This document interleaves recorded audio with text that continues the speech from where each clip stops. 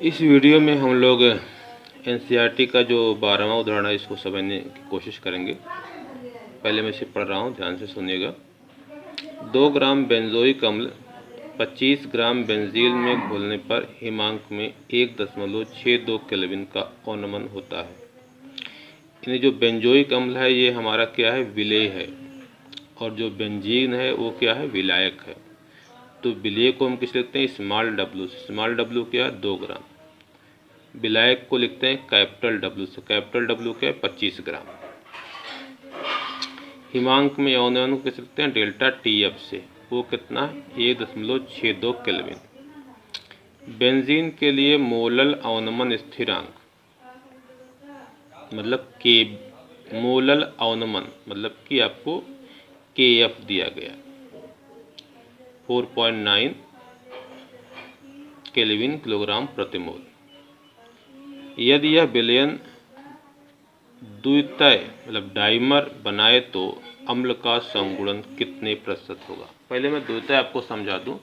जब किसी पदार्थ के 2 अणु मिलकर एक अणु को बना लेते हैं तो उसे क्या कहते हैं, द्वितीय कहते हैं। इस चीज़ को आप यहाँ पर समझ सकते हैं। देखिए जैसे यहाँ पर देखिए समझाया गया है। एसिटिक अम्ल के 2 अणु मिलकर क्या बनाते हैं, एक डाइमर बनाते हैं। तो बनता क्या है, एसिटिक अम्ल का फार्मूला क्या होता है, CH3COOH, CH3 C double bond O फिर OH। ये तो सब लोग जानते ही होंगे।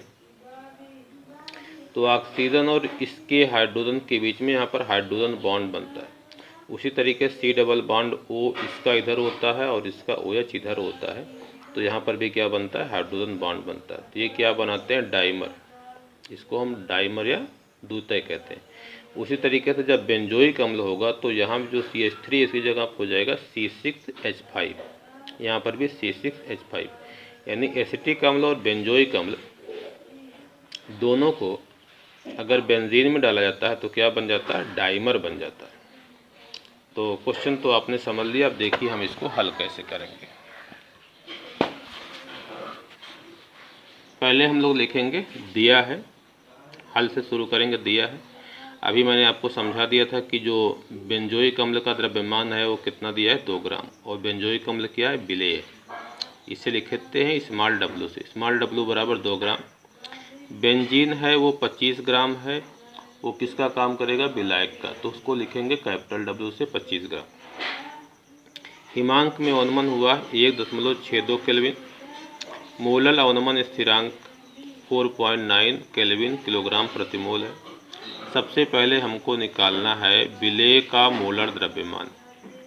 क्या निकालना है, विलेय मतलब बेंजोइक अम्ल का मोलर द्रव्यमान निकालना, कैलकुलेटेड। तो इस फार्मूले को तो आपने पढ़ा ही है, इस पर कई क्वेश्चन हम लोग किए हैं। डेल्टा टी एफ बराबर 1000 KF स्मॉल डब्ल्यू बटे स्मॉल एन कैपिटल डब्ल्यू। तो डेल्टा टी एफ क्या होता है, हिमांक में अवनमन 1.62 है। 1000 KF का मान 4.9 है। डब्ल्यू इसका मतलब 2 ग्राम है, बेंजोइक अम्ल है। स्मॉल डब्ल्यू बेंजोइक अम्ल का मोलर द्रव्यमान निकालना है और कैपिटल डब्ल्यू है 25 ग्राम।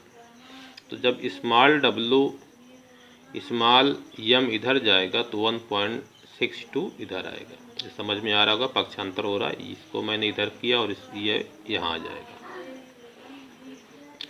ऊपर का गुणा करने पर आता है 9800, नीचे गुणा करने पर आता है 40.5। ये गुणा करके आप देख लीजिएगा। भाग देने पर आता है m बराबर 241.98 ग्राम प्रति मोल। तो ये जो आया है यह बेंजोइक अम्ल का कैलकुलेटेड द्रव्यमान है, जो गणना से निकाला गया। लेकिन बेंजोइक अम्ल का फार्मूला क्या होता है, बेंजोइक अम्ल का फार्मूला आपकी देखिए बुक में भी लिखा है C6H5COOH। C6H5 की जगह पर आप बेंजीन की रिंग भी बना सकते हैं। तो ये डबल बॉन्ड अल्टरनेट होते हैं और यहाँ होता है COOH। तो बेंजोइक अम्ल का सामान्य मोलर द्रव्यमान, सामान्य का मतलब वास्तविक। तो देखिए C6 है तो 6 गुणे 12 करेंगे, कार्बन का परमाणु द्रव्यमान 12। फिर H5 तो 5 गुणे 1 करेंगे धन कार्बन का 12, उसके बाद ऑक्सीजन 2 बार आया है तो 2 × 16, क्योंकि ऑक्सीजन का परमाणु द्रव्यमान 16 होता है, हाइड्रोजन का 1 होता है। तो ये जोड़ेंगे तो कितना आएगा 122 ग्राम। ये क्या है, बेंजोइक अम्ल का सामान्य मोलर द्रव्यमान। और जो हमने यहाँ पर कैलकुलेशन से निकाला है ये चीज़, यह है बेंजोइक अम्ल का असामान्य मोलर द्रव्यमान है। तो सामान्य भी पता चल गया और असामान्य भी हमें पता चल गया, मतलब जो प्रयोग से निकाला हो क्या कौन सा द्रव्यमान होगा, असामान्य।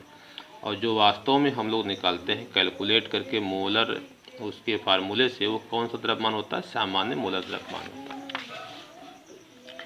1/2 गुणांक मैंने आपको पढ़ाया है। तो 1/2 गुणांक जब मैं आपको बताया था तो मैंने बताया होगा कि संगुणन या वियोजन के बाद कणों की संख्या बटे संगुणन या वियोजन के पूर्व कणों की संख्या। तो 1/2 गुणांक के बहुत सारे फार्मूले होते हैं। तो एक फार्मूला तो आपको मैंने बताया है, उसका यूज़ भी इससे क्वेश्चन में होगा। एक फार्मूला ये भी होता है, इसे भी आप याद रखिएगा कि 1/2 गुणांक होता है सामान्य मोलर द्रव्यमान बटे असामान्य मोलर द्रव्यमान। फिर से याद करिए, 1/2 गुणांक I बराबर होता है सामान्य मोलर द्रव्यमान बटे असामान्य मोलर द्रव्यमान। तो I बराबर सामान्य मोलर द्रव्यमान कितना 122 और असामान्य क्या 241.98। इसको भाग देंगे तो हो जाएगा 0.504। ये आपका I आ गया। अब देखिए बेंजोइक अम्ल है, ये संगुणित होगा और संगुणित होके इसके 2 अणु मिलके एक अणु बना लेंगे। यहाँ पर क्या लिखना चाहिए 2, मतलब इसके 2 अणु मिलेंगे तो कितने अणु बनेंगे, एक बनेंगे, एक अणु बनेंगे। 4 मिलेंगे तो 2 बनेंगे, 10 मिलेंगे तो 5 बनेंगे, यानी जितने इसके अणु मिलेंगे उसके आधे अणु इसके बनेंगे, जो डाइमर बन रहा है।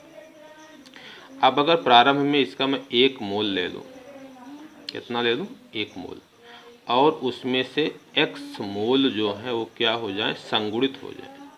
तो इसके 2 हैं तो इसका 1 बन रहा है, इसके 4 होंगे तो इसका 2 बनेगा, इसके 10 होंगे तो इसका 5 बनेगा। तो अगर इसके x अणु संगुणित होंगे तो इसे कितने बनेंगे, x/2 बनेंगे। तो प्रारंभ में यह 1 मोल लिया गया, संगुणन की क्रिया शुरू नहीं होती तो 0 मोल था। लेकिन अगर इसके x मोल संगुणित हुए तो कितने बने, इसके कितने मोल बने, कितने अणु बनेंगे, x/2 अणु बनेंगे।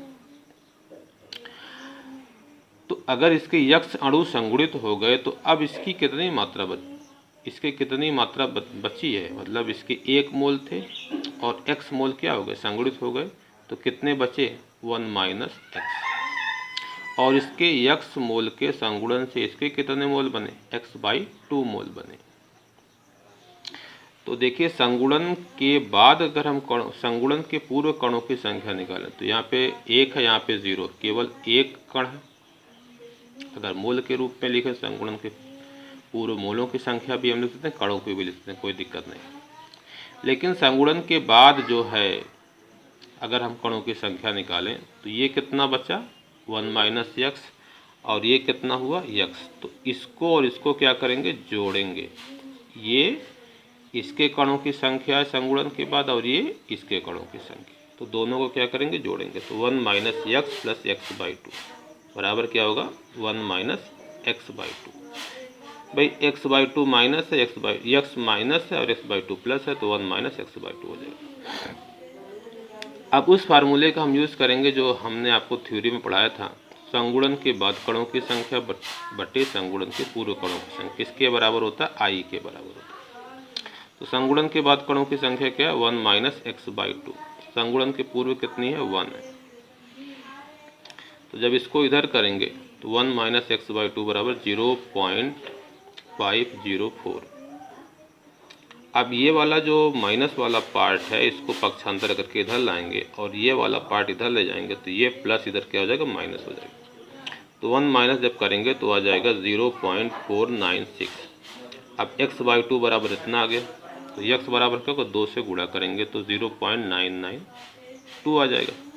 अब बेंजोइक अम्ल का संगुणन प्रतिशत अगर निकालेंगे तो इसमें क्या करेंगे, 100 से गुणा करेंगे तो 0.2 अंक इधर जाएगा, तो इसका संगुणन प्रतिशत हो जाएगा 99.2%।